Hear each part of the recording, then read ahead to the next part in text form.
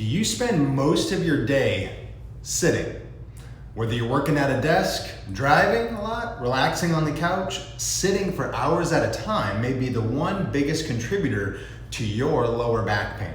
Now, the problem is not that sitting is inherently bad. We all have to sit, but it's that we sit for far too long without proper movement or motion.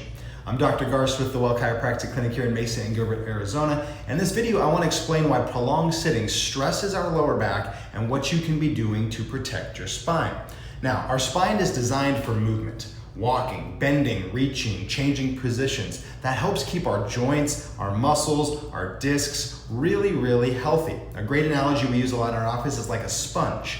When you squeeze a sponge and it soaks up all the water, it becomes supple, pliable. It can change shape with ease. But after the dishes are done, you leave the sponge out overnight, the water goes away, and for an extended period of time, that becomes rigid, hard, crusty. It loses a lot of the properties it had when it was supple, when it was wet. So our body, specifically our spine, is very similar to that when it comes to movement, especially sitting. So when we sit for prolonged periods, our hips stay flexed, our muscles become less active, our lower back often rounds forward, and our posture really struggles. This increases the pressure on those discs and it puts a lot of stress on the supporting structures, the ligaments, and the muscles of the spine.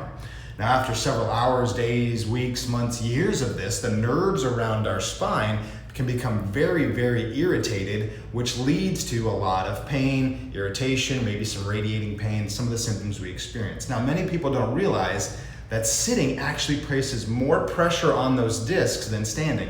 Statistically, nearly double the pressure actually. So that would make sense that if you're already dealing with things like back pain or a back injury, a herniated disc, a bulged disc, prolonged sitting can really aggravate those symptoms based on just the increased pressure alone. So that is why many people notice that their back feels a lot worse, maybe after like a long commute, a day at the office, taking a flight. So the good news is that if you don't want to quit your job, there's a lot of things that we can do to avoid some of the sitting mistakes. So a great starting point. Break up the long periods of sitting or inactivity. Stand up, move around, even if it's only for 5 minutes, that's okay. Walk around the office, stretch your hips. Simply changing positions is great.